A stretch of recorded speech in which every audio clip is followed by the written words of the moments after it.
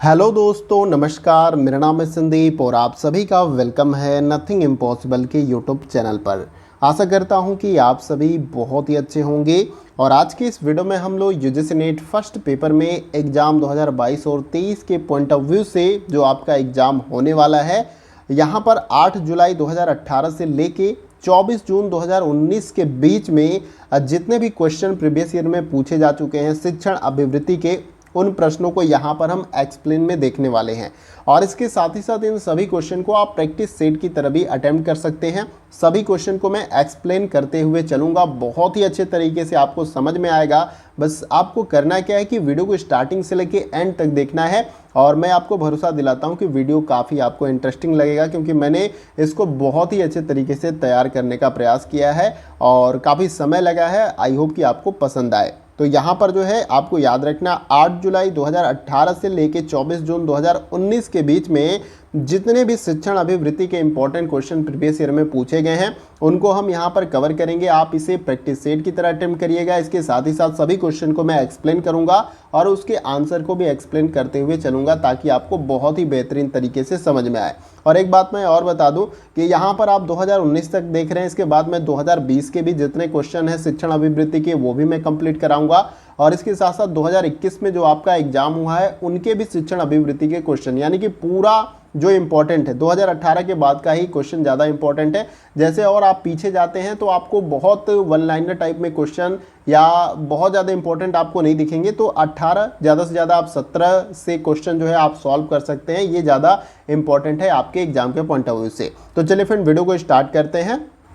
अब देखिए, इस स्लाइड में सबसे पहला क्वेश्चन आपके स्क्रीन पे है। आपको इसे सबसे जो कहते हैं अच्छे तरीके से उस तरीके से पढ़ना है। एक बात हमेशा आपको याद रखना है, अगर क्वेश्चन की प्रकृति और क्वेश्चन आपको अच्छे तरीके से समझ में आ जाएगा तो आप आंसर बहुत ही आसानी के साथ दे पाएंगे। इसलिए क्वेश्चन को समझने का प्रयास करें। आप जल्दी जल्दी में घबरा के क्वेश्चन को पढ़ेंगे तो क्वेश्चन समझ में नहीं आएगा और आप क्वेश्चन गलत कर जाएंगे। इसलिए क्वेश्चन को इत्मीनान से पढ़ें। देखिए, सबसे पहले क्वेश्चन में यहाँ पर क्या बोला गया है कि निम्नलिखित में से कौन सा कथन समुच्चय शिक्षण की प्रकृति और उद्देश्य का उत्तम ढंग से विवरण प्रस्तुत करता है। तो यहाँ पर कुछ आप इस तरीके से देख सकते हैं कि स्टेटमेंट आपको दिया गया है और नीचे लिखा गया है कि नीचे दिए गए कूट में से अपना सही उत्तर चुनिए। यानी नीचे कुछ कूट दिया गया है, यानी एक से अधिक भी जो है यहाँ पर ऑप्शन आपके सही हो सकते हैं। याद रखना, इसमें पूछा गया है कि कौन सा कथन या समुच्चय शिक्षण की प्रकृति और उद्देश्य का उत्तम ढंग से यहाँ पर विवरण प्रस्तुत करता है, वही आपका राइट होगा। प्रकृति आपको देखना है शिक्षण के, और उद्देश्य अगर आपने डिटेल से पढ़ा होगा प्रकृति के बारे में और उद्देश्य के बारे में तो आप आसानी के साथ से जो है इसमें से आप अपना सही विकल्प चुन सकते हैं और राइट आंसर बता सकते हैं। तो अगर आप प्रैक्टिस सेट की तरह इस वीडियो को अटेम्प्ट कर रहे हैं या देख रहे हैं तो वीडियो को पॉज करिएगा। आपके पास काफ़ी समय है, सोचिएगा, समझिएगा, उसके बाद से राइट आंसर दीजिएगा। मैं राइट आंसर भी बताऊंगा और इसे एक्सप्लेन करूंगा। सबसे पहले दिया गया कि शिक्षण और अधिगम अविच्छिन्न रूप से संबंधित हैं। फिर दूसरा है आपका शिक्षण और प्रशिक्षण के बीच कोई अंतर नहीं है। तीसरा है समस्त शिक्षण का सरोकार छात्रों में कुछ प्रकार के रूपांतरण को सुनिश्चित करने से होता है। और चौथा है समस्त अच्छा शिक्षण प्रकृति में औपचारिक होता है। और पांचवा है शिक्षक एक वरिष्ठ व्यक्ति होता है। और छठवां दिया गया आपका शिक्षण एक सामाजिक कृत्य है जबकि अधिगम एक व्यक्तिगत कृत्य है। अब इन सब में से कौन सा जो है शिक्षण की प्रकृति और उद्देश्य को उत्तम ढंग से जो है यहाँ पर एक्सप्लेन कर रहा है या उसका विवरण प्रस्तुत कर रहा है, वही आपका सही आंसर हो जाएगा। तो देखिए, इन चारों विकल्पों में से आपको राइट आंसर बताना है। तो यहाँ पर जो आपका सही आंसर हो जाएगा वो है आपका ऑप्शन नंबर सी। यहाँ पर सबसे पहला आपका राइट हो जाएगा, उसके बाद से तीसरा हो जाएगा और उसके बाद से यहाँ पे 6 नंबर। पहले देखिए क्या दिया गया कि शिक्षण और अधिगम अविच्छिन्न रूप से संबंधित है, यानी कि शिक्षण और अधिगम आपस में पूरी तरीके से संबंधित है। अगर जहाँ शिक्षण होगा वहाँ अधिगम होगा, जहाँ अधिगम होगा वहाँ शिक्षण जरूर होगा। तो ये आपस में संबंध रखते हैं, यानी कि ये आपका राइट है। इसके बाद से नेक्स्ट जो है आपका समस्त शिक्षण का सरोकार छात्रों में कुछ प्रकार के रूपांतरण को सुनिश्चित करने से होता है। तो देखिए, यहाँ पर याद रखना है आपको कि जो समस्त शिक्षण का सरोकार होता है वो छात्रों में कुछ प्रकार के रूपांतरण से होता है। तो रूपांतरण कैसे होगा? जब वो कुछ अधिगम करेंगे, जब छात्र कुछ सीखते हैं तभी जो है उनमें रूपांतरण या परिवर्तन आपको देखने को मिलेगा, चाहे व्यवहार परिवर्तन हो या ज्ञान या अधिगम के मामले में हो।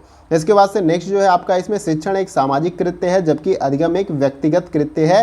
ये आपको याद रखना है, यानी शिक्षण सामाजिक कृत्य है और अधिगम क्या है आपका व्यक्तिगत है, यानी कि आपका व्यक्तिगत ये डिसीजन है कि आप अधिगम करें या ना करें, सीखना है या नहीं सीखना है, ठीक है। लेकिन शिक्षण जो है सामाजिक है, यानी कि आप स्कूल में भी सीखते हैं, शिक्षण कहीं ना कहीं होता है, समाज में भी आपके बड़े बुजुर्ग आपको शिक्षण के तौर पे कुछ न कुछ गाइडलाइन देते रहते हैं। तो यहाँ पर जो है शिक्षण की प्रकृति और उद्देश्य के अंतर्गत ये तीनों ऐसे विकल्प हैं जो बहुत ही अच्छे तरीके से ये जो क्वेश्चन में पूछा गया उसको एक्सप्लेन कर रहे हैं। तो आई होप कि ये आपको क्लियर हो गया होगा और आप सभी ने option C right answer comment box में बताया होगा। और उम्मीद करता हूं कि जिस प्रकार से मैं आपको बता रहा हूं और एक्सप्लेन कर रहा हूं वो आपको समझ में आ रहा होगा। नहीं समझ में आएगा तो भी आप मुझे कमेंट बॉक्स में बताइएगा। वीडियो थोड़ा लंबा हो जाएगा क्योंकि एक्सप्लेन करना, अगर क्वेश्चन मुझे जल्दी जल्दी कराना होगा तो वो बहुत जल्दी कंप्लीट हो जाएगा, लेकिन थोड़ा पेशेंस करके और इत्मीनान से आप वीडियो को देखिएगा, प्रैक्टिस करिएगा, ये आपके लिए ही काफ़ी फ़ायदेमंद होगा। एग्जाम में बैठेंगे तो क्वेश्चन अगर डायरेक्ट पूछा जाएगा तो आप आसानी के साथ सॉल्व कर लेंगे, लेकिन इत्मीनान से यहाँ पर जब देखेंगे तब। यहाँ पर मैंने एक कार्टून इमेज भी लगा रखा है जिससे वीडियो इंटरेस्टिंग रहे, आपका जो जब कभी भी जो है ध्यान थोड़ा सा वो हो, आपको बोरिंग लगे, ताकि आप कैरेक्टर देखेंगे तो इस तरीके से बना रहेगा आपका ध्यान यहाँ पर। चलिए नेक्स्ट क्वेश्चन को देखते हैं। देखिए अब अगला क्वेश्चन आपके स्क्रीन पे है, इस क्वेश्चन को भी पढ़ते हैं और आपके पास देखिए पर्याप्त समय होगा, आप बस वीडियो को पॉज कर लेंगे तो आपको सोचने के लिए पर्याप्त समय मिलेगा और आप आराम से सोच कर अपना आंसर दीजिए, क्योंकि आप एग्जाम हॉल में नहीं बैठे हैं। ज़्यादा से ज़्यादा सोचेंगे, ज़्यादा से ज़्यादा क्वेश्चन को समझेंगे तो आप सही आंसर जो है दे पाएंगे। इसमें पूछा गया कि अधिगमनकर्ता की निम्नलिखित में से कौन सी विशेषता शिक्षण के प्रभाव उत्पादकता से अत्यंत रूप से संबंधित है। यानी कि यहाँ पर प्रभाव उत्पादकता का मतलब है कि किस प्रकार से प्रभावी है। क्वेश्चन में क्या पूछा गया है कि अधिगमनकर्ता के इन सभी विकल्पों में से कौन सी ऐसी विशेषता है जो शिक्षण की प्रभाव उत्पादकता को अत्यंत रूप से जो है यहाँ पर इंडिकेट कर रहा है या उससे संबंधित है। पहला जो विकल्प है आपका कि अधिगमनकर्ता का पूर्व अनुभव, बी है आपका अधिगमनकर्ता के अभिभावकों का शैक्षिक स्तर, और सी है आपका अधिगमनकर्ता के साथी समूह, और डी है परिवार का आकार जिसका अधिगमनकर्ता एक अंग है। तो इन चारों में से राइट आंसर क्या है आप कमेंट बॉक्स में बता सकते हैं। एक बार आपको क्वेश्चन को अच्छे तरीके से समझ लेना है। क्वेश्चन में यही पूछा जा रहा है आपसे कि अधिगमनकर्ता की ऐसी कौन सी विशेषता है जो शिक्षण की प्रभावित उत्पादकता को बढ़ा सकता है, यानी कि शिक्षण जो है काफ़ी ज़्यादा बेहतर और प्रभावी हो सकता है। ऐसा कौन सा अधिगमनकर्ता की विशेषता आप नोट करेंगे या आपको याद है जिससे शिक्षण प्रभावी हो सके। तो देखिए यहाँ पर जो राइट आंसर आपका हो जाएगा वो है आपका ऑप्शन नंबर ए, अधिगमनकर्ता का पूर्व अनुभव। अब कैसे ये राइट है इसको मैं एक्सप्लेन करके थोड़ा सा आपको बता दे रहा हूँ।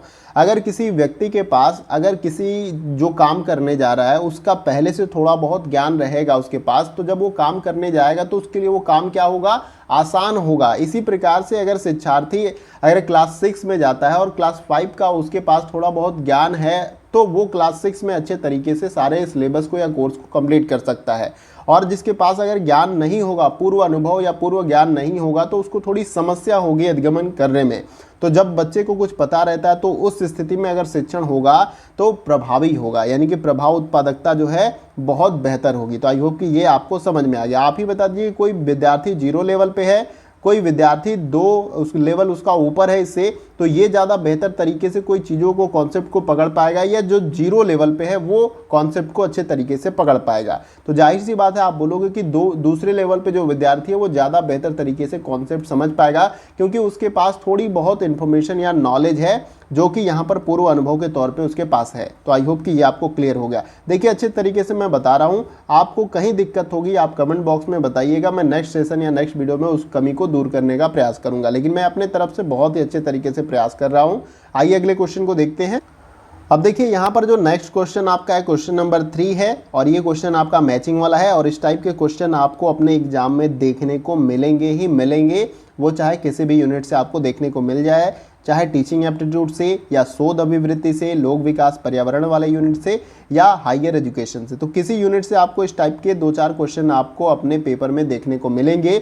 इसलिए इस तरह के प्रश्नों की प्रैक्टिस ज़्यादा से ज़्यादा करें और सॉल्व करें और डिटेल में सॉल्व करें, ताकि पेपर में क्वेश्चन थोड़ा सा हट के भी आपसे पूछा जाए तो आप उसको आंसर कर पाएँ। तो एक तरफ जो है समुच्चय 1 दिया गया, यानी कॉलम 1 है जिसमें शिक्षण विधि के बारे में बताया गया है, दूसरी तरफ कॉलम 2 है या समुच्चय 2 आप इस तरीके से समझ सकते हैं, और जिसमें दिया गया कि सफलता और प्रभाव उत्पादकता की आवश्यकताएं। तो यहाँ पर जो है आपको समुच्चय 1 को समुच्चय 2 के साथ क्या करना है, मैच करना है या मिलान करना है। और नीचे यहाँ पर आपको कूट मिल जाएंगे और इन कूट में से यानी कि ऑप्शन ए, बी, सी और डी में से आपको अपना राइट आंसर कमेंट बॉक्स में बताना है। तो आप समय ले सकते हैं, जैसा कि मैंने स्टार्टिंग में ही बताया, वीडियो को पॉज करिए, आपके पास काफ़ी समय है और अपना राइट आंसर आप बता सकते हैं। तो आइए इसे हम मैच करते हैं। देखिए, सबसे पहले आपका व्याख्यान देना दिया गया है। तो व्याख्यान देना जो है यहाँ पर किस प्रकार की प्रभाव उत्पादकता के साथ जो है मैच करेगी, तो ये आपका मैच करेगा यहाँ पर तीसरे के साथ, स्पष्ट भाषा में विषय वस्तु का संप्रेषण। अगर व्याख्यान अगर आप दे रहे हैं, लेक्चर दे रहे हैं, आपको पता है कि व्याख्यान देना या लेक्चर जो मेथड है वो टीचर सेंटर्ड मेथड होता है, यानी जो शिक्षक केंद्रित ये शिक्षण पद्धति है। तो इसमें स्पष्ट भाषा में जो है विषय वस्तु का संप्रेषण होना बहुत ही आवश्यक है। स्पष्ट भाषा का मतलब क्लियरली जो भी शब्द का चयन आप करते हैं या जिस भाषा का आप इस्तेमाल कर रहे हैं लेक्चर देने में, वो आपका क्लियर होना चाहिए, साफ सुथरा होना चाहिए, तभी जो है वो प्रभावी हो सकता है। यहाँ पर प्रभावी या प्रभाव उत्पादकता की बात की जा रही है शिक्षण के संदर्भ में। अब दूसरा यहाँ पर है आपका समूहों में चर्चा। तो ये किसके साथ मैच करेगा, तो ये आपका मैच कर जाएगा भी के साथ। यहाँ पर लास्ट में जो है ये है प्रतिभागियों में प्रकरण आधारित भागीदारी। तो जब समूह चर्चा होता है, किसी टॉपिक पे या डिस्कशन होता है, तो जितने भी प्रतिभागी उस समूह में होते हैं वो क्या करते हैं, उनकी समुचित भागीदारी होती है, यानी सबको कुछ ना कुछ बोलने का मौका मिलता है उस टॉपिक पे। तो ये आपका यहाँ पर राइट बन जाएगा। इसके बाद से नेक्स्ट जो है यहाँ पर सी वाला, ये है आपका विचार विश प्रक्रिया। तो ये किसके साथ मैच कर जाएगा, तो ये आपका यहाँ पर दूसरे के साथ मैच कर जाएगा। बड़ी संख्या में विचारों को प्रस्तुत करना, ये जो है यहाँ पर विचार विश प्रक्रिया जो शिक्षण विधि है उसके साथ यहाँ पर ये मैच करेगा। नेक्स्ट डी जो है आपका अभिक्रमित अनुदेशन की पद्धति।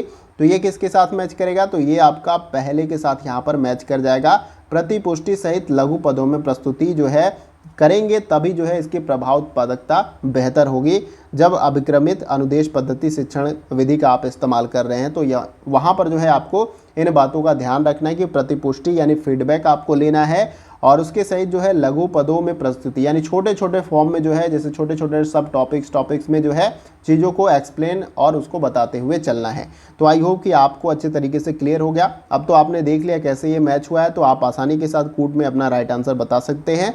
तो जैसे हमने इसको मैच किया उसके अकॉर्डिंग हमारा ऑप्शन नंबर सी क्या हो जाएगा, राइट आंसर हो जाएगा। पहले का आपका यहाँ पर तीसरा सही है यहाँ पर, फिर दूसरे का यहाँ पर भी है लास्ट में, ये भी सही है आपका, तीसरे का दूसरा है वो भी सही है, चौथे का यहाँ पर पहला है ये भी सही है। तो इस प्रकार से आपको मैचिंग वाले क्वेश्चन को एग्जाम में सॉल्व करने हैं, बहुत आसानी के साथ सॉल्व कर लेंगे अगर सारा कॉन्सेप्ट आपको अच्छे तरीके से क्लियर है। इसके साथ ही साथ एक सजेशन मेरा हमेशा रहेगा कि आप प्रीवियस ईयर के क्वेश्चन पेपर यानी 2017 से ले लीजिए या 2018 से आप ले सकते हैं, 2018 या 19 से भी जितने भी पेपर हुए हैं डिटेल में सॉल्व करिए एक्सप्लेन के साथ, आपको काफ़ी ज़्यादा फायदा मिलेगा पेपर 1 में, ये मैं आपको प्रॉमिस करता हूं। तो आप ये काम जरूर करिएगा क्योंकि समय बहुत कम है और इस कम समय में ही आपको अपनी बेहतर प्रिपरेशन करना है और मैं अपने तरफ से पूरा प्रयास करूंगा कि ज़्यादा से ज़्यादा मैं आपको हेल्प करूं और मैक्सिमम क्वेश्चन जो है आप अटेम्प्ट कर पाएँ अपने एग्जाम में। आइए अगले क्वेश्चन को देखते हैं। अब देखिए इस क्वेश्चन में क्या पूछा गया है, ये क्वेश्चन नंबर 4 है आपका कि नीचे दी गई मूल्यांकन प्रक्रियाओं में से उसकी पहचान कीजिए जिसको निर्माणात्मक मूल्यांकन कहा जाता है।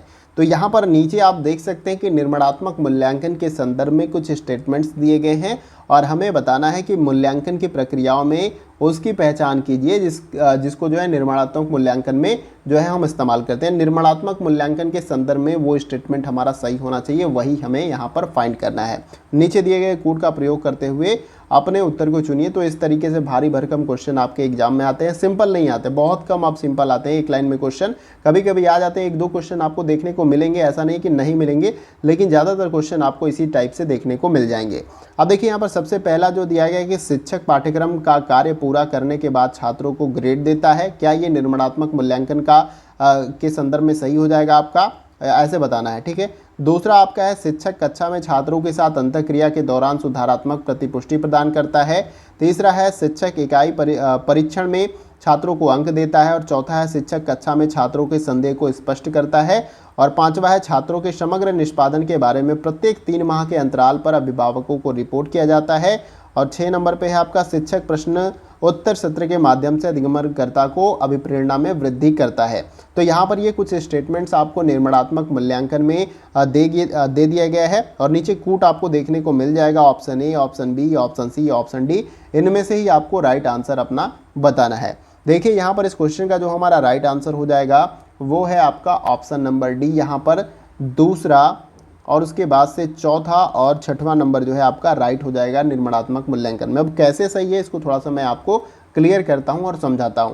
देखिए दूसरे नंबर में क्या दिया गया कि शिक्षक कक्षा में छात्रों के साथ अंतःक्रिया के दौरान सुधारात्मक प्रतिपुष्टि प्रदान करता है। पहले तो आपको निर्माणात्मक मूल्यांकन अच्छे तरीके से समझ लेना है। तो इस टाइप के मूल्यांकन के अंतर्गत जो है छात्र के अंदर हम सुधार लाने का प्रयास करते हैं, चाहे उसकी अधिगम शैली हो या अधिगम में जो है बढ़ोतरी करनी हो। तो इस टाइप से जो है सुधार करने का प्रयास जो है निर्माणात्मक मूल्यांकन के अंतर्गत छात्र में किया जाता है। तो देखिए शिक्षक कक्षा में छात्रों के साथ अंतःक्रिया करता है और उसी दौरान सुधारात्मक प्रतिपुष्टि प्रदान करता है, यानी क्वेश्चन क्वेरी करेगा और उसी समय जो है उसका समाधान या उसका आंसर बताएगा और जो है बच्चे को मोटिवेट कह लीजिए या उन्हें प्रेरित करेगा सीखने के लिए। तो ये आपका निर्माणात्मक मूल्यांकन के अंतर्गत आ जाएगा। चौथा है यहाँ पर जो है कि शिक्षक कक्षा में ही छात्रों के संदेह को स्पष्ट करेगा। अगर कोई दुविधा छात्र को होती है तो अगर वो निर्माणात्मक मूल्यांकन के अंतर्गत उस दुविधा को दूर करेगा तो वहीं पे तत्काल जो है उसके संदेह या डाउट को जो है क्लियर करने का प्रयास करेगा शिक्षक। फिर उसके बाद से लास्ट जो है कि शिक्षक प्रश्न उत्तर सत्र के माध्यम से अधिगमनकर्ता की अभिप्रेरणा में वृद्धि करेगा, यानी प्रश्न करेगा, उसका उत्तर जो है मतलब छात्रों से चाहेगा, नहीं आएगा तो उसके बारे में बताएगा, ऐसी बात नहीं कि वो नहीं बताएगा। तो उसके माध्यम से जो है उसको अभिप्रेरित करेगा ताकि वो ज़्यादा से ज़्यादा जो है प्रश्न पूछने के लिए प्रेरित हो। क्लास में अगर कोई डाउट होता है तो प्रश्न पूछे और उसके बाद से उसका आंसर शिक्षक भी दे सकता है। तो इस प्रकार से ये 3 आपके राइट हो जाएंगे जो कि ऑप्शन डी में यहाँ पर दिया गया है। तो आई होप कि आप सभी ने ऑप्शन डी राइट आंसर लगाया होगा। थोड़ा सा हम स्लो चल रहे हैं अच्छे से एक्सप्लेन करते हुए, तो थोड़ा सा मैं स्पीड अब बढ़ाऊंगा ताकि वीडियो ज़्यादा लंबा ना हो, ताकि आपको कोई समस्या ना हो। आइए अगले क्वेश्चन को देखते हैं। देखिए यहाँ पर अगले क्वेश्चन में पूछा जा रहा है, ये अभिकथन और तर्क वाला क्वेश्चन है। इस टाइप के क्वेश्चन बहुत सारे आपको एग्जाम में देखने को मिलेंगे, तो ज़्यादा से ज़्यादा आपको इस टाइप के क्वेश्चन की प्रैक्टिस करनी है ताकि इस टाइप से क्वेश्चन पूछे जाए तो आप उसका आंसर दे पाएँ। अभिकथन में दिया गया कि समस्त शिक्षण का उद्देश्य अधिगम को सुनिश्चित करना होना चाहिए, और तर्क क्या दिया गया कि समस्त अधिगम शिक्षण का परिणाम होता है। तो अब आपको नीचे दिए गए कूट के अनुसार अपना सही उत्तर बताना है, यानी इन चारों विकल्पों में से राइट आंसर क्या है आपको जवाब देना है। समय लेने के लिए आप क्या करेंगे, जो वीडियो को पॉज करने वाला जो आपका वहाँ पर मिल जाएगा बटन, तो पॉज करिए, इत्मीनान से पढ़िए और सही आंसर बताइए। देखिए यहाँ पर जो राइट आंसर आपका हो जाएगा वो है आपका ऑप्शन नंबर सी। यहाँ पर ए सही है लेकिन आर आपका गलत है, यानी अभिकथन सही है लेकिन तर्क आपका पूरी तरीके से गलत है। समस्त शिक्षण का उद्देश्य अधिगम को सुनिश्चित करना होना चाहिए, यानी कि शिक्षण का उद्देश्य ही होता है कि अधिगम सुनिश्चित, यानी छात्र सीखे। ठीक है, तो यहाँ पर आपको याद रखना है कि जितने भी प्रकार से शिक्षण होता है उसका उद्देश्य क्या होना चाहिए कि अधिगम सुनिश्चित हो। अगर शिक्षण हो रहा है तो अधिगम होना जरूरी है यहाँ पर, तो ये आपका राइट हो जाएगा। लेकिन समस्त अधिगम शिक्षण का परिणाम नहीं होता, यानी कि जितना भी अधिगम होता है वहाँ पर शिक्षण का जो है परिणाम वो नहीं होता है, यानी कि बिना शिक्षण के भी बहुत लोग सीखते हैं। कुछ लोग इन्वायरमेंट से भी सीखते हैं, कुछ लोग अपने समाज से भी सीखते हैं, तो कोई ज़रूरी नहीं कि वहाँ पर शिक्षण हुआ ही है। तो यहाँ पर ये स्टेटमेंट आपका गलत हो जाएगा कि जितने प्रकार का अधिगम होता है वो शिक्षण का परिणाम होता है। तो जो हम लोग फॉर्मल एजुकेशन लेते हैं वहाँ पर टीचर्स होते हैं, हमें गाइड करते हैं इस तरीके से, लेकिन बहुत कुछ भी हम ऐसी चीज़ें सीखते हैं जहाँ पर शिक्षण नहीं हुआ होता है, इसलिए ये आपका गलत हो जाएगा। केवल अभिकथन ए आपका राइट आंसर हो जाएगा। तो ये भी आपको क्लियर हो गया कि कैसे अभिकथन ए सही है और तर्क आर आपका गलत है। आइए अगले क्वेश्चन को देखते हैं। देखिए यहाँ पर अगले क्वेश्चन में पूछा जा रहा है कि एक अध्यापक विद्यार्थियों के अधिगम की कठिनाइयों को ज्ञात करना चाहता है, तो उस स्थिति में वो किस प्रकार का जो है परीक्षण करेगा। तो यहाँ पर दिया गया कि निम्नलिखित में से किस परीक्षण का उपयोग किया जा सकता है, इन चारों में से आपको राइट आंसर बताना है। तो देखिए इस क्वेश्चन का जो हमारा राइट आंसर हो जाएगा वो है आपका ऑप्शन नंबर डी। ये क्वेश्चन कई बार आपके एग्जाम में पूछा गया है, तो प्रीवियस ईयर का ये भी क्वेश्चन है, जैसा कि मैंने स्टार्टिंग में बताया। अब नैदानिक परीक्षण क्या होता है, जैसे आपको इस तरीके से समझना है कि जब आप डॉक्टर के पास जाते हैं तो डॉक्टर आपको तुरंत जो है मेडिसिन या कोई भी इंजेक्शन हो वो देता नहीं है। पहले वो क्या करता है, आपसे पूछता है कि आपको किस प्रकार की प्रॉब्लम है, आपको पेन हो रहा है, आपको किस प्रकार का दर्द है, क्या कुछ प्रॉब्लम है, पहले उसके बारे में वो जानने का प्रयास करता है, यानी कि पहले समस्या की पहचान करता है। उसके बाद से ही जो है आप कंफ्यूज मत होइएगा, नैदानिक अलग चीज़ है और निदानात्मक अलग है। जब आप समस्या का पता लगा लेंगे तब जाकर आप निदानात्मक जो विधि होती है तो निदान कर पाएंगे, यानी जो प्रॉब्लम एक्चुअल जो छात्र की होगी उसकी पहचान करना है नैदानिक परीक्षण के बाद, उसके बाद से ही उसका निदान करना है या उपचार करना है। ऐसा तो है नहीं कि बिना रोग के जाने, बिना प्रॉब्लम के जाने डॉक्टर जो है आपको दवाई दे देता है। तो उसी प्रकार से शिक्षण के अंतर्गत जो है, अगर आपको छात्र की जो कठिनाई है, जो प्रॉब्लम है, उसको पहचान करना है तो उस स्थिति में नैदानिक परीक्षण करना होगा, और जब समस्या का आपको पता चल जाएगा तो उसके बाद से उपचारात्मक उपाय या निदानात्मक उपाय जो है आप कर सकते हैं। तो आई होप कि इसका राइट आंसर आप सभी ने ऑप्शन डी कमेंट बॉक्स में बताया होगा। आइए अगले क्वेश्चन को देखते हैं। देखिए यहाँ पर अगले क्वेश्चन में यानी क्वेश्चन नंबर 7 में ये आपका मैचिंग वाला क्वेश्चन है, जिसमें एक कॉलम में जो है आपका कुछ भी स्टेटमेंट दे दिया जाता है, कुछ टीचिंग से रिलेटेड या अलग अलग यूनिट से रिलेटेड आपको यहाँ पर मैचिंग वाले क्वेश्चन देखने को मिल जाएंगे। तो इसमें देखिए पहले कॉलम में शिक्षण की विधि दिया गया है, इससे पहले हमने मैचिंग वाले क्वेश्चन ऊपर अभी किया था, और दूसरे कॉलम में यहाँ पर विधि के महत्वपूर्ण पक्ष, यानी कि जो शिक्षण विधि है उनके जो पक्ष हैं वो दूसरे साइड में दिए गए हैं, और शिक्षण विधि को यानी कॉलम 1 को कॉलम बी के साथ हमें मैच करना है। उसी प्रकार से नीचे यहाँ पर आपको 4 विकल्प मिल जाएंगे और उसमें से आपको राइट आंसर अपना बताना है। तो आइए इसे हम मैच कर लेते हैं, और आप भी वीडियो को पॉज करके इसे मैच करके राइट आंसर बताइए। तो यहाँ पर सबसे पहले दिया गया है आपका सहयोगात्मक विधि जो शिक्षण की है वो किसके साथ मैच करेगा, तो वो सिंपली आपका यहाँ पर तीसरे के साथ मैच हो जाएगा। जब विद्यार्थी अधिगम कार्यकलाप के लिए विभिन्न पहलुओं को साझा करते हैं तो वहाँ पर ये सहयोग विधि आपका हो जाएगा। साझा करने का मतलब सहयोग कर रहे हैं, ठीक है, तो इसलिए डायरेक्ट आपका राइट आंसर यहाँ पर हो जाएगा। उसके बाद से बी जो यहाँ पर दिया गया है सहकारी विधि, वो आपका चौथे के साथ यहाँ पर मैच हो जाएगा। जब विद्यार्थीगण अधिगम में एक दूसरे की सहायता करते हैं तो वहाँ पर ये सहकारी विधि की जो शिक्षण विधि होती है वो आपका होता है, जिसमें जो है विद्यार्थी अधिगम के लिए एक दूसरे की मदद या सहायता करते हैं। उसके बाद से नेक्स्ट जो है आपका रचनात्मक विधि, तो ये किसके साथ मैच कर जाएगा, तो ये आपका दूसरे के साथ यहाँ पर मैच कर जाएगा। जब विद्यार्थियों पर ज्ञान के सृजक के रूप में जोर दिया जाता है तो वो आपका विधि किसके अंतर्गत आएगा, सहकारी विधि के अंतर्गत आपका आ जाएगा। और लास्ट में जो है टीम शिक्षण विधि जो है वो आपका पहले के साथ यहाँ पर मैच हो जाएगा।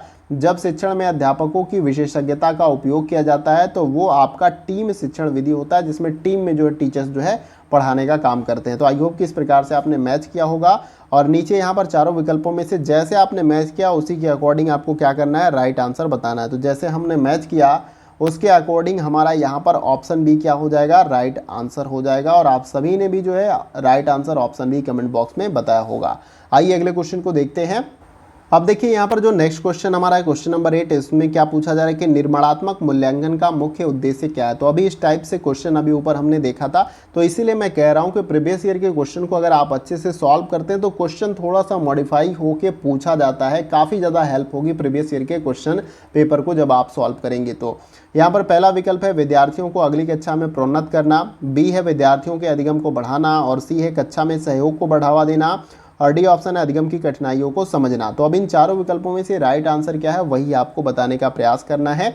देखिए यहाँ पर जो आपका राइट आंसर हो जाएगा वो है आपका ऑप्शन नंबर यहाँ पर बी क्या हो जाएगा, राइट आंसर हो जाएगा विद्यार्थियों के अधिगम को बढ़ाना। क्वेश्चन में क्या पूछा गया है कि जो निर्माणात्मक मूल्यांकन है उसका मुख्य उद्देश्य क्या होता है।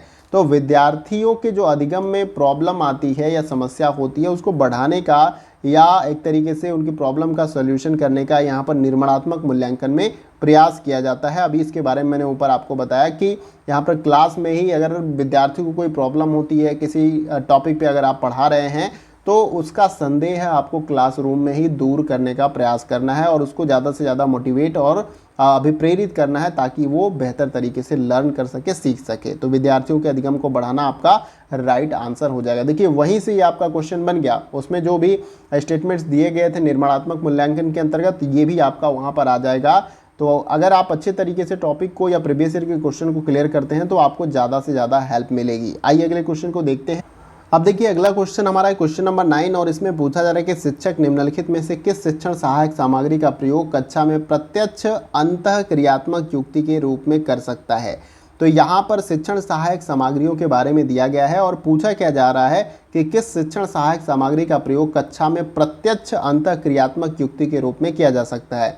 यानी कि आज के वर्तमान समय में या पूरे कोविड काल में जो है आपने ऑनलाइन एजुकेशन लिया, वीडियो के फॉर्म में लिया, ऑनलाइन क्लासेज आपकी चली, तो उसी टाइप से ये क्वेश्चन आपसे पूछा गया है कि अगर आप क्लास में नहीं जाते हैं फिजिकल क्लास में, तो वहाँ पर प्रत्यक्ष रूप से अंतःक्रियात्मकता के रूप में जो है आप कैसे जो है उपस्थित रह सकते हैं। तो यहाँ पर देखिए नीचे दिए गए कुछ कोड दिए गए हैं, जैसे ईमेल के द्वारा हो सकते हैं या स्काइप के द्वारा या ऑनलाइन चैट के द्वारा या टेली कॉन्फ्रेंसिंग के द्वारा, फेसबुक के द्वारा, ब्लॉग के द्वारा।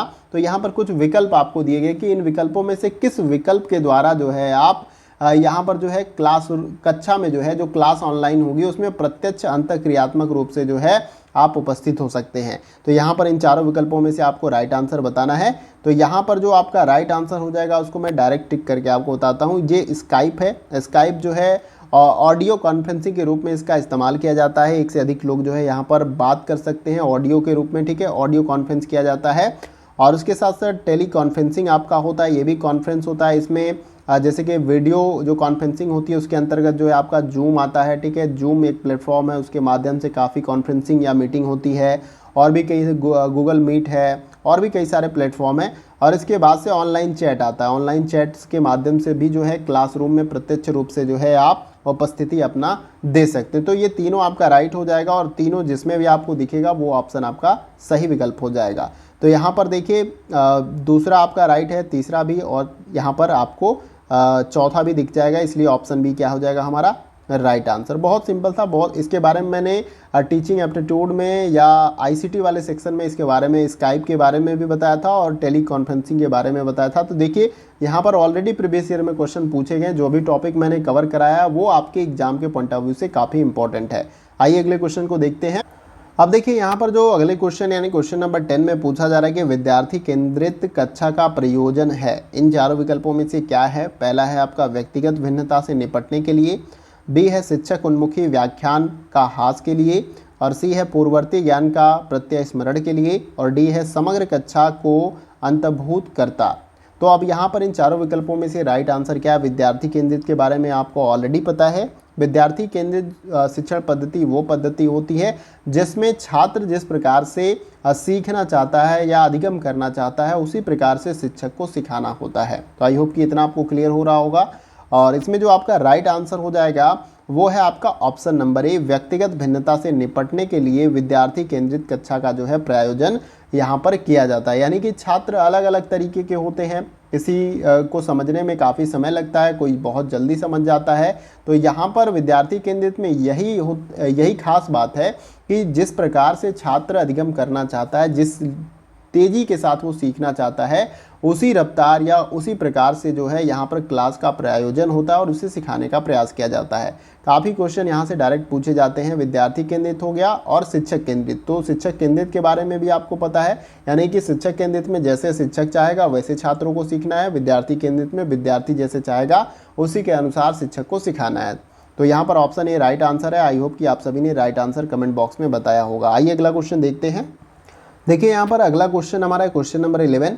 इसमें पूछा जा रहा है कि अध्ययन के दौरान अधिगमनकर्ता की कौन से विशेषताएं उसके परिप्रेक्ष्य को प्रभावित करेंगी। उसके संदर्भ में यहाँ पर कुछ स्टेटमेंट्स दिए गए हैं और आपको राइट आंसर नीचे दिए गए विकल्पों के अनुसार बताना है। यानी कि ऑप्शन ए सही है, बी सही है, सी सही है। तो आपको करना क्या है, वीडियो को पॉज करिए, क्वेश्चन को इत्मीनान से पढ़िए, देन उसके बाद से अपना राइट आंसर कमेंट बॉक्स में देने का प्रयास करिए। देखिए ज़्यादा से ज़्यादा प्रैक्टिस करेंगे और इसके बाद से जो मैं एक्सप्लेन करके आपको क्लियर करने का प्रयास कर रहा हूँ उसको अच्छे से समझेंगे और फिर उसके बाद से आपके काफ़ी क्वेश्चन जो है सही होने लगेंगे। तो आपको पता है कि जितना हम अभ्यास करते हैं, जितना ज़्यादा से ज़्यादा प्रैक्टिस करते हैं, उतना ही हम परफेक्ट होते जाते हैं। ये कोई जादू या चमत्कार नहीं है, ये आपकी मेहनत है। जो आप ज़्यादा से ज़्यादा करेंगे तो उससे ज़्यादा आपकी परफॉर्मेंस निखर कर बाहर आएगी। तो देखिए यहाँ पर सबसे पहला दिया गया अधिगमनकर्ता की प्रतिबद्धता, दूसरा है अधिगमनकर्ता में माता पिता की रुचि, और तीसरा है अधिगमनकर्ता की पूर्व जानकारी, और चौथा है संबंधित क्षेत्र में अधिगमनकर्ता का कौशल, और पांचवा है अधिगमनकर्ता के परिवार का आकार, और लास्ट में अधिगमनकर्ता जिस परिवार से संबंधित है उसकी सामाजिक और आर्थिक पृष्ठभूमि। क्वेश्चन में क्या पूछा गया है कि अध्ययन के दौरान अधिगमनकर्ता की कौन सी विशेषता उसके परिप्रेक्ष्य को जो है प्रभावित करती है। तो यहाँ पर जो आपका राइट आंसर होगा इस क्वेश्चन का वो हो जाएगा आपका ऑप्शन नंबर ए। अब देखिए यहाँ पर पहला और जो तीसरा है और उसके बाद से जो यहाँ पर चौथा है वो आपका राइट हो जाएगा। अब देखिए कैसे प्रभावित करती है अधिगमनकर्ता की प्रतिबद्धता, यानी कि वो सीखने के लिए कितना तत्पर है, कितना प्रतिबद्ध। कहते हैं ना कि कोई चीज़ अगर आपको सीखनी है तो आप कितना डेडिकेटेड हैं उसे सीखने के लिए, तो ये काफ़ी ज़्यादा इंपॉर्टेंट हो जाती है। अगर आपको लर्निंग करना है या सीखना है तो यहाँ पर आपकी प्रतिबद्धता काफ़ी इंपॉर्टेंट होती है।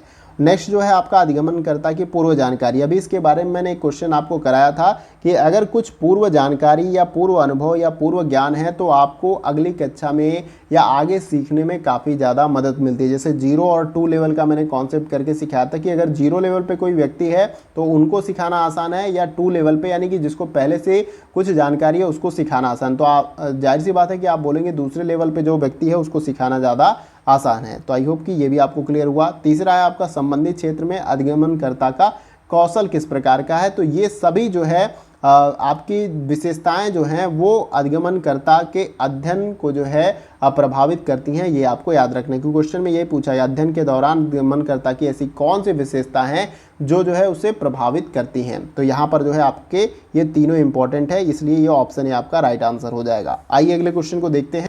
अब देखिए यहाँ पर क्वेश्चन नंबर 12 में क्या पूछा गया कि नीचे दी गई सूची में कौन सी रणनीतियाँ प्रत्यक्ष शिक्षण से संबंधित है। प्रत्यक्ष का मतलब साक्षात कह लीजिए, कोई चीज़ों को लाइव दिखाकर जो है उसे समझाने की बात यहाँ पर कही जा रही है। तो उसके संदर्भ में कुछ स्टेटमेंट्स दिए गए हैं यहाँ पर, और नीचे दिए गए विकल्पों में से ही आपको यानी इन चारों में से अपना राइट आंसर बताना है। तो आप क्वेश्चन को इत्मीनान से पढ़िए और अपना सही आंसर कमेंट बॉक्स में बताने का प्रयास करिए। देखिए यहाँ पर सबसे पहले दिया गया उदाहरण और व्याख्या प्रदान करना, दूसरा है प्रत्यक्ष को जो है बढ़ावा देना, और उसके बाद से नेक्स्ट है अवधारणाओं पर ध्यान केंद्रित करना, और चौथा है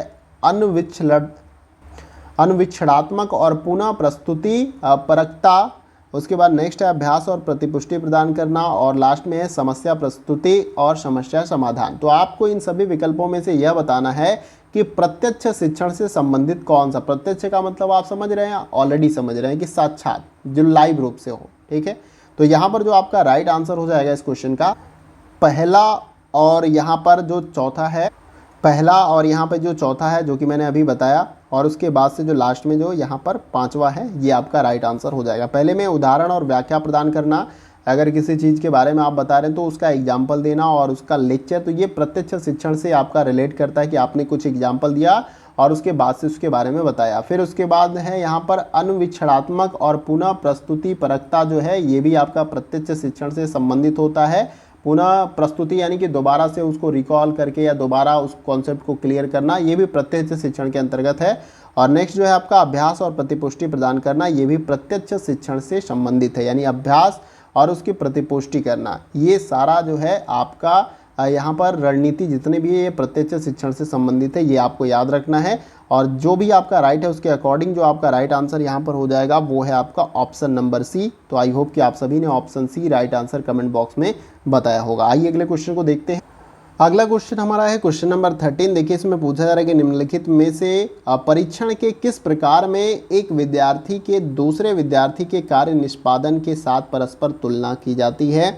यहाँ पर इन चारों विकल्पों में से आपको बताना है, और इस क्वेश्चन का जो हमारा राइट आंसर हो जाएगा वो है आपका ऑप्शन नंबर डी। यहाँ पर मानक संदर्भित परीक्षण के द्वारा ही है जो है एक विद्यार्थी से दूसरे विद्यार्थी के कार्य निष्पादन के साथ जो है परस्पर तुलना की जाती है। जैसे कि एक स्टैंडर्ड, यहाँ पर मानक का मतलब एक स्टैंडर्ड यहाँ पर बनाया जाता है, उस मानक परीक्षण के अनुसार ही जो है विद्यार्थी के कार्य निष्पादन क्षमता की जो है एक विद्यार्थी से दूसरे विद्यार्थी की तुलना की जाती है। जैसे आप फॉर एग्जांपल इस तरीके से समझ सकते हैं कि कोई एग्ज़ाम हो रहा है, वो 100 नंबर का है और इसमें से क्वालिफाइंग मार्क्स आप मान लीजिए 65 नंबर यहाँ पर है।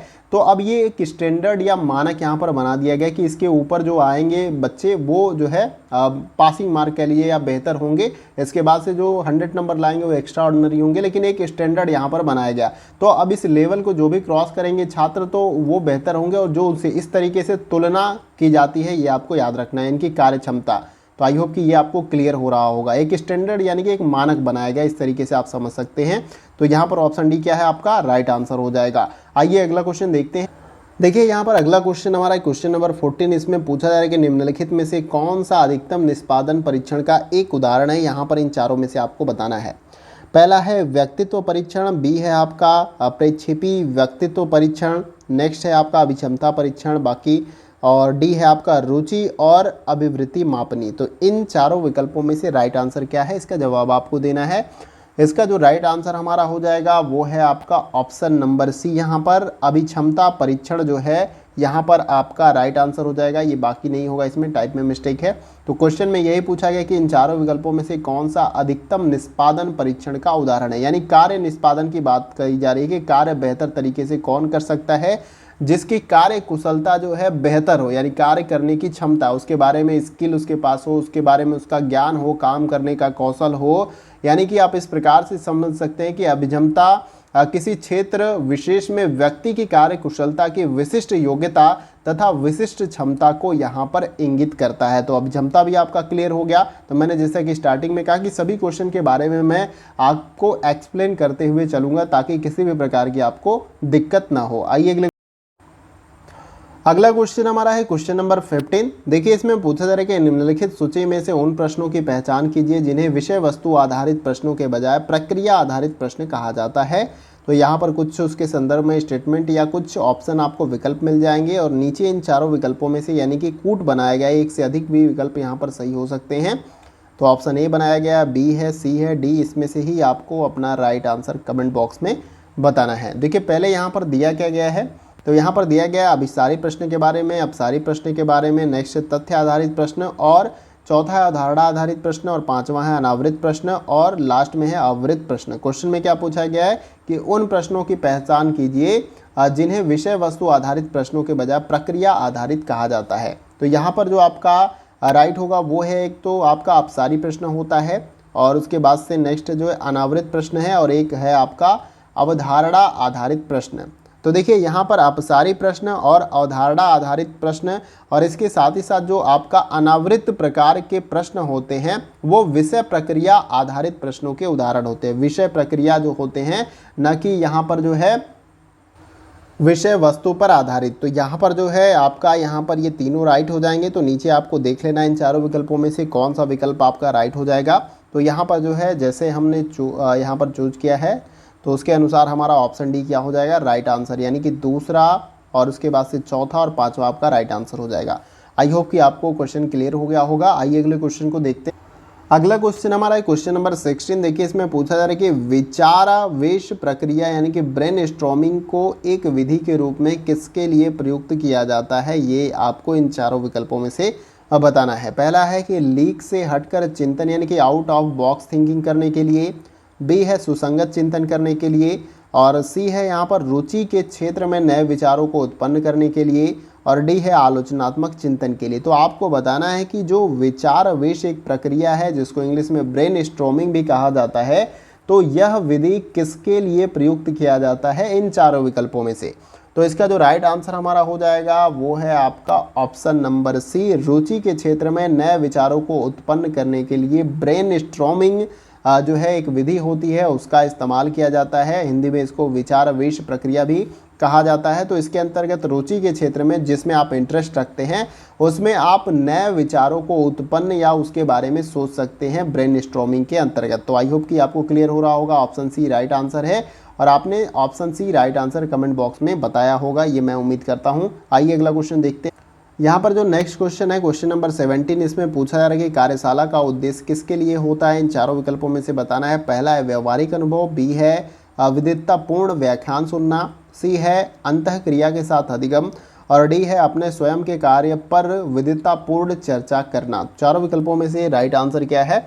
देखिए इस क्वेश्चन का जो हमारा राइट आंसर हो जाएगा वो है आपका व्यवहारिक अनुभव जो है आपका क्या हो जाएगा, राइट आंसर। क्वेश्चन में पूछा गया कि कार्यशाला का उद्देश्य किसके लिए होता है, कार्यशाला यानी कि जो वर्कशॉप आपका होता है। तो ये आपको याद रखना है कि कार्यशाला का उद्देश्य व्यवहारिक अनुभवों पर आधारित होता है और इसके साथ ही साथ कार्यशाला में की गई क्रियाओं द्वारा कौशल का विकास होता है और यहाँ पर कार्यशाला के अंतर्गत अवलोकन क्षमता को विकसित कर परिस्थितियों के अनुकूलन या अनुकूल निर्णय लेने की क्षमता का भी विकास होता है कार्यशाला यानी वर्कशॉप के माध्यम से। ये आपको याद रखना है। आइए अगले क्वेश्चन को देखते हैं। अगला क्वेश्चन हमारा है क्वेश्चन नंबर 18। देखिए इसमें पूछा जा रहा है कि अधिगम उद्देश्यों का अर्थ क्या होता है, ये आपको इन चारों में से बताना है। पहला है अधिगम अनुभव, बी है आसारिक परिणाम, सी है अकादमिक उपलब्धि, डी है अभिप्रेषित अधिगम परिणाम। ठीक है, तो यहाँ पर ये थोड़ा सा कॉम्प्लिकेटेड वर्ड है, तो इसको मैं अभी क्लियर कर देता हूँ, लेकिन आपको पहले राइट आंसर कमेंट बॉक्स में इस प्रश्न का बताना है।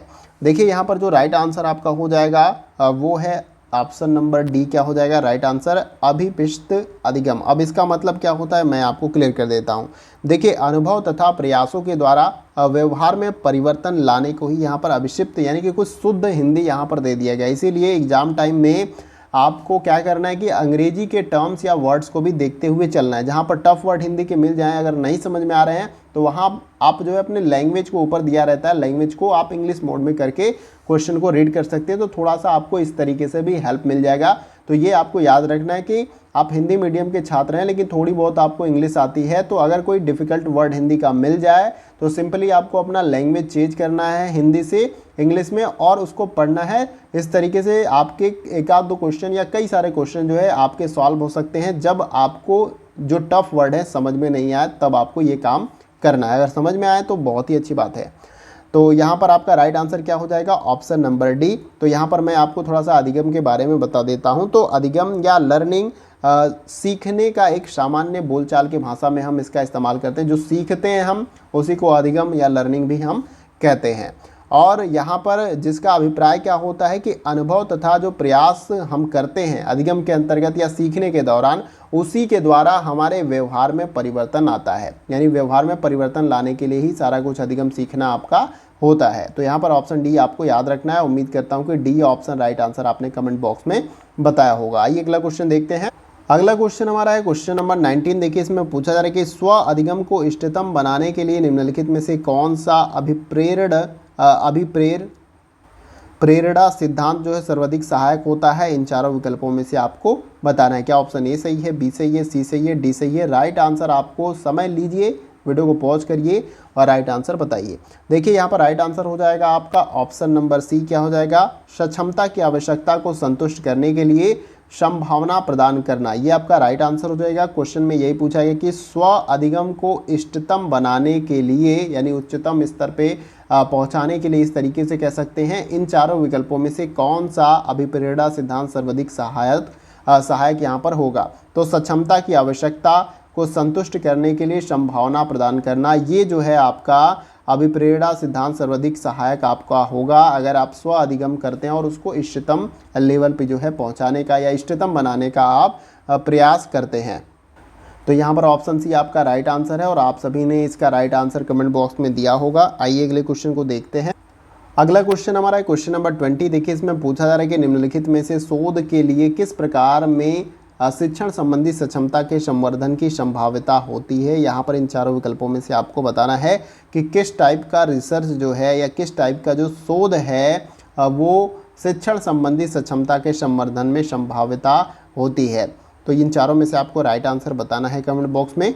तो यहाँ पर जो राइट आंसर हो जाएगा वो है आपका ऑप्शन नंबर डी। यहाँ पर क्रियात्मक शोध में जो है यहाँ पर शिक्षण संबंधी सक्षमता का संवर्धन की संभाव्यता होती है, क्रियात्मक या एक्शन रिसर्च। देखिए यहाँ पर एक्शन रिसर्च या क्रियात्मक शोध के बारे में थोड़ा सा मैं आपको बता देता हूँ। तो देखिए यहाँ पर जब भी कोई अगर ऐसी प्रॉब्लम आ जाए जिसका सॉल्यूशन जो है तुरंत हमें चाहिए तो उस स्थिति में जो है एक्शन रिसर्च या क्रियात्मक शोध जो है किया जाता है। और समस्या को अगर कोई प्रॉब्लम आ रही है, जैसे कोई प्रॉब्लम है और उसका समाधान आपको जो है जल्द से जल्द चाहिए और उस पर रिसर्च भी करना है कि ये प्रॉब्लम आखिर कैसे हुई है, कैसे घटित हो रही है और उसका समाधान, तो उस स्थिति में आप एक्शन रिसर्च करते हैं या क्रियात्मक शोध करते हैं। तो ये आपको याद रखना है। तो ऑप्शन डी क्या हो जाएगा, यहाँ पर राइट आंसर हो जाएगा। आइए अगला क्वेश्चन देखते हैं। अगला क्वेश्चन हमारा है क्वेश्चन नंबर 21। देखिए इसमें पूछा जा रहा है कि जेन पियाजे के संज्ञानात्मक विकास सिद्धांत के अनुसार किशोर विद्यार्थी विकास के किस चरण में होते हैं। इन चारों विकल्पों में से आपको बताना है। यानी कि जेन पियाजे के द्वारा जो अवस्थाओं के बारे में बताया गया है, तो उन अवस्थाओं के अनुसार किशोर विद्यार्थी विकास के किस चरण में होते हैं। पहला ऑप्शन है संवेदी प्रेरक चरण, बी है मूर्त संक्रियात्मक और सी है संक्रियात्मक चरण और डी है आपका औपचारिक संक्रियात्मक चरण। तो इसका जो राइट आंसर हो जाएगा वो है आपका ऑप्शन नंबर डी। यहाँ पर औपचारिक संक्रियात्मक चरण की अवस्था में जीन पियाजे के अनुसार जो है किशोरावस्था के विद्यार्थी होते हैं, ये आपको याद रखना है। और देखिए यहाँ पर आपको याद रखना है, चूँकि जीन पियाजे एक साइकोलॉजिस्ट हैं, तो यहाँ पर इन्होंने अपने संज्ञानात्मक विकास के सिद्धांत के अंतर्गत जो है मनुष्य की जो 4 अवस्थाओं के बारे में जो है यहाँ पर उन्होंने ख़ास तौर से बताया है, जो कि सबसे पहले नंबर पे है आपका इंद्रिय जनित जो अवस्था होती है वो आती है। और इसका जो टाइम पीरियड होता है वो जन्म से जो है 2 वर्ष तक होता है, यानी कि जब भी जन्म लेगा बच्चा उससे 2 वर्ष तक इस अवस्था को माना है किसने, जीन पियाजे ने संज्ञानात्मक विकास सिद्धांत के अंतर्गत। दूसरा है पूर्व संक्रियात्मक अवस्था, तो इसका जो टाइम है 2 वर्ष से आपका है 2 वर्ष से ये आपका 7 वर्ष तक होता है जीन पियाजे के अनुसार। और फिर उसके बाद से आता है मूर्त संक्रियात्मक अवस्था, तो ये आता है आपका 7 वर्ष से लेके 12 वर्ष तक, 7 वर्ष से 12 वर्ष तक की अवस्था को यहाँ पर मूर्त संक्रियात्मक अवस्था कहते हैं। और उसके बाद से चौथा जो है आपका वो है औपचारिक संक्रियात्मक अवस्था, जिसका टाइम होता है 12 यहाँ पे लिख देता हूँ मैं, 12 से आपका ये हो जाएगा 15 वर्ष तक। तो 15 वर्ष के जो बच्चे होते हैं 12, ये सब किशोर के कैटेगरी में आते हैं, यानी किशोर अवस्था के एज में आते हैं, तो ये आपका क्या हो जाएगा, राइट आंसर हो जाएगा औपचारिक संक्रियात्मक चरण। तो आई होप कि ये आपको क्लियर हो गया। जीन पियाजे के बारे में इनकी थ्योरी है काफ़ी डिटेल में, तो अगर आप चाहोगे तो मैं इसके बारे में डिटेल में बता दूंगा, लेकिन क्वेश्चन के पॉइंट ऑफ व्यू से इतना काफ़ी इंपॉर्टेंट है। आइए अगला क्वेश्चन देखते हैं। अगला क्वेश्चन हमारा है क्वेश्चन नंबर 22। देखिए इसमें पूछा जा रहा है कि नीचे शिक्षण विधियाँ और उपागम दिए गए हैं और उनमें से कौन सा व्यष्टि सापेक्ष उपागम है, यहाँ पर आपको बताना है। तो यहाँ पर कुछ शिक्षण विधियाँ और उपागम दिए गए हैं, ये आपको याद। उपागम का मतलब अध्ययन की कुछ विधि होती है, उसके बारे में आपको यहाँ पर बताया गया है। तो सबसे पहले प्रदर्शन विधि, दूसरा है मॉड्यूलर उपागम, और तीसरा है विक्रमित अधिगम, और चौथा है आपका व्यष्टि सापेक्ष शिक्षण, और पांचवा है सहयोगात्मक विधि।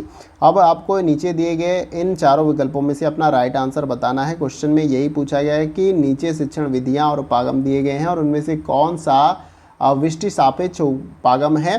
तो देखिए यहाँ पर जो आपका राइट आंसर हो जाएगा इस क्वेश्चन का वो है आपका क्या, ऑप्शन नंबर बी, यहाँ पर दूसरा, और उसके बाद से तीसरा, और उसके बाद से चौथा जो है आपका राइट आंसर हो जाएगा। मॉड्यूलर उपागम ये एक शिक्षण विधि है और ये व्यष्टि सापेक्ष उपागम के अंतर्गत आती है, और उसके बाद से अभिक्रमित अधिगम आता है और व्यष्टि सापेक्ष शिक्षण। तो ये तीनों आपके राइट आंसर हो जाएंगे, इसीलिए हमारा ऑप्शन बी क्या है, राइट आंसर यहाँ पर। आइए अब अगला क्वेश्चन देखते हैं। अगला क्वेश्चन हमारा है क्वेश्चन नंबर 23। देखिए इसमें पूछा जा रहा है कि एक अध्यापक के रूप में आपके द्वारा तैयार किए गए परीक्षण के मामले में निम्नलिखित में से कौन सा कथन आपका सही हो जाएगा। इन चारों विकल्पों में से आपको बताना है कि ऑप्शन ए सही है, बी सही है, सी सही है या डी सही है। राइट आंसर ही आपको कमेंट बॉक्स में बताने का प्रयास करना है। वीडियो को पॉज करिए, सही आंसर बताने का प्रयास करिए। देखिए यहाँ पर जो आपका राइट आंसर हो जाएगा इस क्वेश्चन का वो है आपका ऑप्शन नंबर बी। यहाँ पर क्या हो जाएगा राइट आंसर, यदि परीक्षण वैधता रखता है तो वह विश्वसनीय भी होगा, ये आपको याद रखना है। क्वेश्चन में क्या पूछा है, एक अध्यापक के रूप में आपके द्वारा तैयार किए गए परीक्षण के मामले में निम्नलिखित में से कौन सा कथन सही है। तो यदि परीक्षण वैधता रखता है यानी कि उसकी अगर वैलिडिटी है तो वो विश्वसनीय होगा, ये आपको याद रखना है। वैध का मतलब है कि एक तरीके से इम्पोर्टेंस है, उसकी प्रासंगिकता है, उसकी वैलिडिटी है, इसलिए वो विश्वसनीय भी होगा, ये आपको याद रखना है। तो इसलिए ऑप्शन बी क्या हो जाएगा हमारा राइट आंसर। आइए अगला क्वेश्चन देखते हैं। अगला क्वेश्चन हमारा है क्वेश्चन नंबर 24। देखिए इसमें पूछा जा रहा है निम्नलिखित में से कौन सा कथन टीम शिक्षण की अवधारणा को सर्वोत्तम रूप से व्याख्यात करता है। इन चारों विकल्पों में से आपको बताना है कि ऑप्शन ए सही है, बी सही है, सी सही है, डी सही है। राइट आंसर आपको बताना है। वीडियो को पॉज करके जो है आप इत्मीनान से सारे विकल्प को पढ़ सकते हैं। मैं थोड़ा सा समय बचाने के लिए यहाँ पर कुछ विकल्प को पढ़ नहीं रहा हूँ, लेकिन आप पढ़ सकते हैं यहाँ पर। देखिए यहाँ पर जो राइट आंसर आपका हो जाएगा वो है ऑप्शन नंबर सी, यहाँ पर आपका राइट आंसर हो जाएगा। 2 से अधिक अध्यापक अपनी विशेषता के अनुसार एक ही कक्षा को पढ़ाने की योजना बनाते हैं और पढ़ाते हैं तो वो आपका टीम शिक्षण की अवधारणा के अंतर्गत आ जाएगा। यानी कि एक ही क्लास है आपका और कोई एक सब्जेक्ट वो पढ़ाते हैं, तो यहाँ पर जो है अध्यापक अपनी विशेषता के अनुसार एक ही कक्षा में पढ़ाने की योजना बनाते हैं, प्लानिंग करते हैं, तो वो आपका टीम शिक्षण की अवधारणा के अंतर्गत आ जाएगा। तो ये ऑप्शन सी आपका सिंपल है। कुछ क्वेश्चन आपको मिलेंगे जो कि प्रेजेंट आप माइंड पे आपके होंगे टीचिंग एप्टीट्यूड में, उनको आप इजीली बना सकते हो, थोड़ा सा आपको समझना बस पड़ेगा, इसके बाद से आप राइट आंसर लगा लेंगे। नेक्स्ट क्वेश्चन देखते हैं। देखिए अगला क्वेश्चन हमारा है क्वेश्चन नंबर 25। इसमें पूछा जा रहा है कि शिक्षण की प्रभावशीलता का निर्णय करने में निम्नलिखित में से किन बिंदुओं पर विचार किया जाता है। उसके संदर्भ में यहाँ पर कुछ स्टेटमेंट्स हैं 5-6। इतना लंबा क्वेश्चन दिया जाता है, इससे भी बड़े बड़े क्वेश्चन बन जाते हैं। कुछ स्टेटमेंट्स, फिर नीचे कूट मैचिंग वाला, तो इसी टाइप से क्वेश्चन देखने को मिलेंगे। कुछ ईजी क्वेश्चन भी आपको मिलते हैं एग्जाम में, लेकिन इस टाइप के क्वेश्चन की प्रिपरेशन आपको अच्छे तरीके से करनी है, ज़्यादा से ज़्यादा प्रैक्टिस करनी है। जितना ज़्यादा प्रैक्टिस करेंगे उतना कम समय में आप पेपर सॉल्व करेंगे, समय आप बचा सकते हैं। अब कंबाइंड हो गया है, 3 घंटे आपको पूरे मिलते हैं और उसी 3 घंटे में जो है आपको इन दोनों पेपर को सॉल्व करना होता है। पहले ऐसा नहीं होता था, तो लेकिन अब यहाँ पर अगर पेपर 1 को आप कम समय में सॉल्व करते हैं तो पेपर 2 के लिए आपको ज़्यादा समय मिल जाएगा। अब देखिए यहाँ पर पहला दिया गया सभी विषयों में विद्यार्थियों का प्राप्तांक, दूसरा है शिक्षण उद्देश्यों की प्राप्ति का स्तर और तीसरा है सीखने में विद्यार्थियों द्वारा लिया जाने वाला समय, चौथा है शिक्षण में अध्यापक द्वारा प्रयोग में लाया जाने वाला संसाधन और पांचवा है कक्षा में विद्यार्थियों की उपस्थिति की नियमितता। अब नीचे दिए गए विकल्पों के अनुसार यानी इन चारों में से ही आपको राइट आंसर बताना है अपना।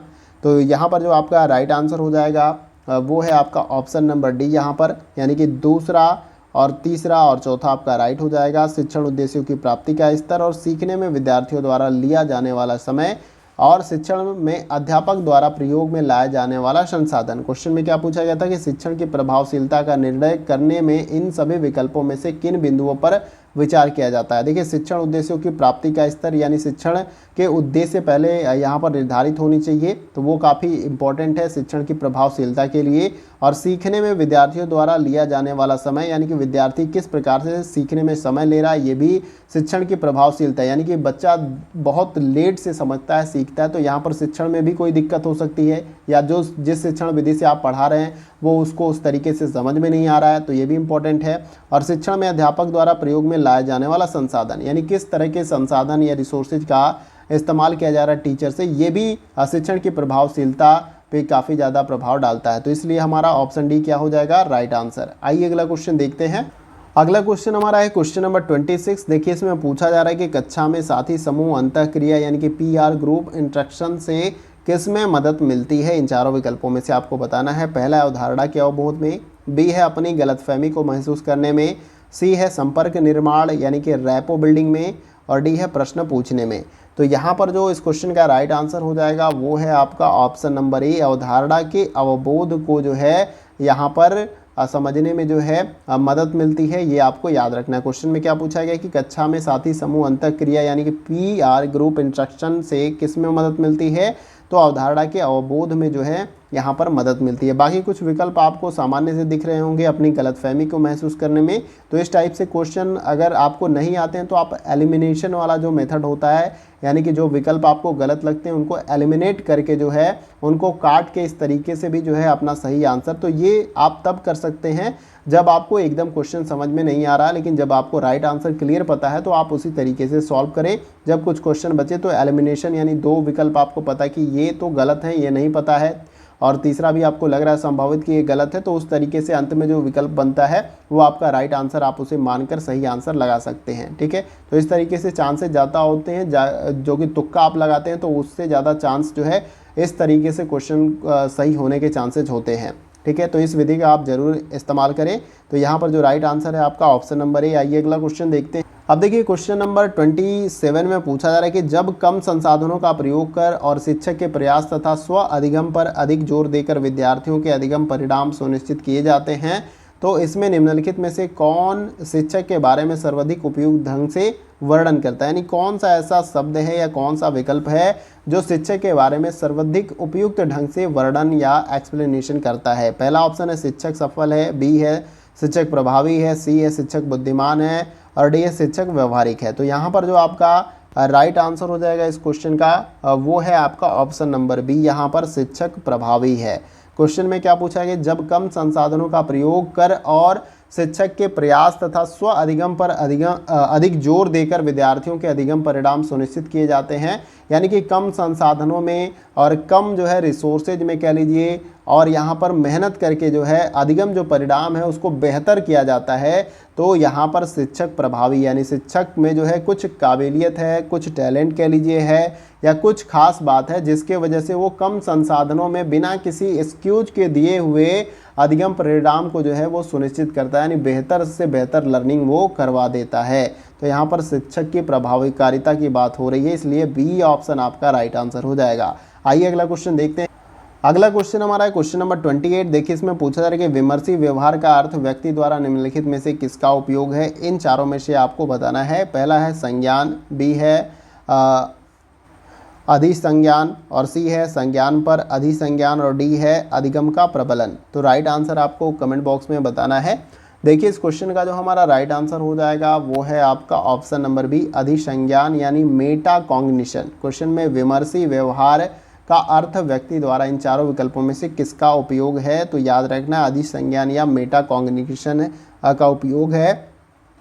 देखिए आपको याद रखना है कि मेटा कॉग्निशन यानी कि अधिसंज्ञान जो है एक अनुमानात्मक रणनीति है जिसमें पूर्व ज्ञान या अनुभवों का उद्देश्यपूर्ण स्मरण शामिल होता है, और ये गतिविधि मस्तिष्क को स्मृति में चेतना को खींचने के लिए एक नया मार्ग बनाने में सहायता करती है। तो ये आपको याद रखना है मेटा कॉग्निशन या अधिसंज्ञान के बारे में। ऑप्शन बी यहाँ पर राइट आंसर हो जाएगा आपका। अगला क्वेश्चन देखते हैं। अगला क्वेश्चन हमारा है क्वेश्चन नंबर 29। देखिए इसमें पूछा जा रहा है कि समावेशी शिक्षा का अर्थ क्या होता है, तो आई होप कि इसके बारे में आपको पता हो। ऑप्शन ए सही है, बी सही है, सी सही है, डी, इन चारों में से आपको राइट आंसर बताना है। समावेशी शिक्षा का मतलब होता है समान रूप से शिक्षा, यानी किसी बिना भेदभाव के एक ही छत के नीचे आप जो है सभी बच्चों को या सभी विद्यार्थियों को पढ़ा रहे हैं, वो समावेशी शिक्षा के अंतर्गत आ जाएगा। तो यहाँ पर जो है इस क्वेश्चन का जो राइट आंसर हो जाएगा वो है आपका ऑप्शन नंबर डी, यह सुनिश्चित करना कि कोई बच्चा शिक्षा से पीछे न रह जाए, यानी कि सबको समान रूप से आपको शिक्षा देना है। ऐसा नहीं कि किसी को किसी एक विद्यार्थी को आपको ज़्यादा वरीयता देनी है और बाकी को नहीं, तो सभी को समान रूप से शिक्षा देना है, एक ही तरीके से आपको पढ़ाना और एक ही छत के, ऐसा नहीं कि अलग करके कमज़ोर बच्चे तो आप उनको अलग कर देंगे और जो पढ़ने में ठीक है उनको अलग करके पढ़ाएंगे। सभी को आपको पढ़ाना है एक साथ में। आई होप कि आपको समझ में आ रहा होगा और ऑप्शन डी आपका राइट आंसर है। आइए अगला क्वेश्चन देखते हैं। अब देखिए यहाँ पर लास्ट क्वेश्चन है क्वेश्चन नंबर 30, और आज के इस वीडियो का हमारा ये लास्ट क्वेश्चन होगा। बहुत मेहनतों और प्रयास के बाद ये वीडियो आपका कंप्लीट होने वाला है। इस क्वेश्चन को देख लेते हैं। किसी शिक्षक के लिए सुनना महत्वपूर्ण है ताकि वह इन चारों में से आपको बताना है कि अधिगमनकर्ता की आवश्यकताओं को पूरी कर सके या ज्ञान प्राप्त कर सके, या अधिगमनकर्ता को प्रसन्न रखा जा सके, या अधिगमनकर्ता द्वारा की गई प्रगति का मूल्यांकन कर सके। राइट आंसर आपको जवाब देना है कमेंट बॉक्स में। देखिए इस क्वेश्चन का जो हमारा राइट आंसर हो जाएगा वो है आपका ऑप्शन नंबर ए, अधिगमनकर्ता की आवश्यकताओं को पूरी कर सके। यहाँ पर याद रखना है किसी शिक्षक के लिए सुनना महत्वपूर्ण है। क्यों सुनना महत्वपूर्ण है?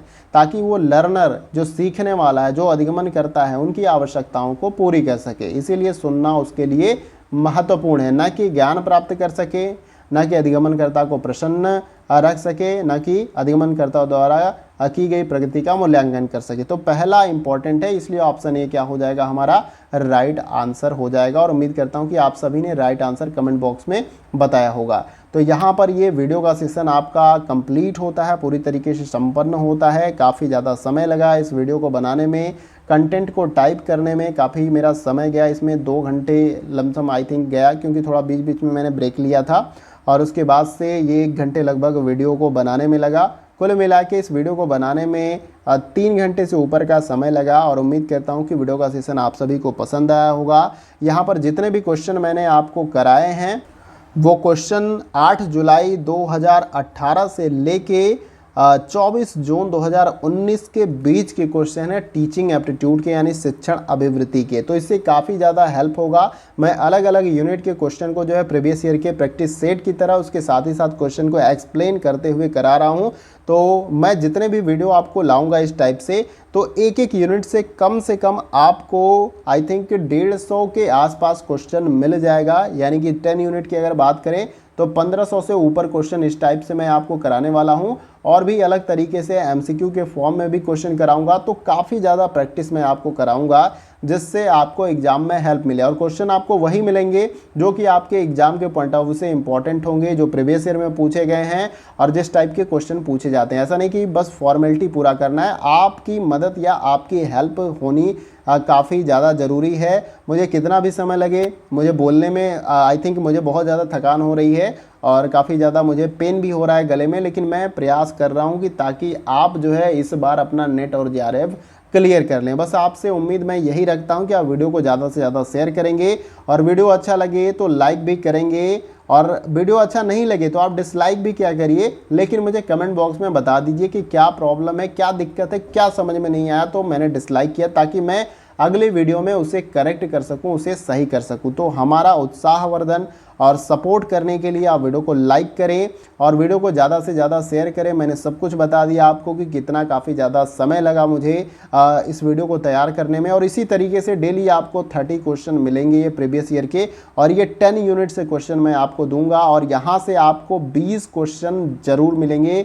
आप क्रैश कोर्स की तरह आप इसे देख सकते हैं। और एक बात मैं और आपको बताना चाहूँगा कि प्रीवियस ईयर का क्वेश्चन पेपर अगर आपके पास है विथ डिटेल्स के पास जो है अच्छी पब्लिकेशन की, जिसमें कोई त्रुटि और गलतियां की जो गलती की संभावना है वो कम से कम हो, तो आप ज़रूर लगाएं। निश्चित रूप से आपको उससे फ़ायदा मिलेगा, क्योंकि कम समय में आपको अच्छी तैयारी करनी है तो आपको ये सारी चीज़ें करनी होंगी। आप पूरा बुक आप नहीं पढ़ सकते हैं, तो जैसे मैं कह रहा हूँ वैसे आप करिए अगर आपने प्रिपरेशन नहीं स्टार्ट किया। बाकी प्रिपरेशन आपने किया है तो काफ़ी अच्छी बात है, आप प्रैक्टिस करते चलिए, आपको काफ़ी ज़्यादा फ़ायदा मिलेगा। तो आप वीडियो को लाइक करके, वीडियो को शेयर करके हमारा उत्साहवर्धन करें, और चैनल पे अगर आप नए हैं तो चैनल को सब्सक्राइब करिए, काफ़ी ज़्यादा हेल्प मिलेगी। मैं आपको भरोसा दिलाता हूं, तो आप चैनल को सब्सक्राइब करके बेल आइकन को यहां पर प्रेस कर ले। Exam related update, admit card कब आएगा, एग्ज़ाम कब होगा, उसकी डेट क्या होगी, इस पे भी आपको मैं क्लियर इन्फॉर्मेशन दूंगा। ऐसा नहीं कि फालतू के दिन भर वीडियो आप नहीं देखते होंगे मेरे चैनल पे कि आपको मिले कि मैंने ये अपडेट दिया, वो अपडेट दिया। जो क्लियर इन्फॉर्मेशन मिलती है उसी के बारे में मैं आपको बताता हूँ, क्योंकि आपका समय भी उतना बहुमूल्य है जितना कि मेरा समय है। इसलिए मैं आपकी समय की कद्र करता हूँ और आपका समय खराब करने का प्रयास नहीं करता हूं। तो फ्रेंड्स, आज की वीडियो में बस इतना ही, फिर मिलते हैं अगली वीडियो में कुछ और महत्वपूर्ण प्रश्नों के साथ। तब तक के लिए जय हिंद, जय भारत।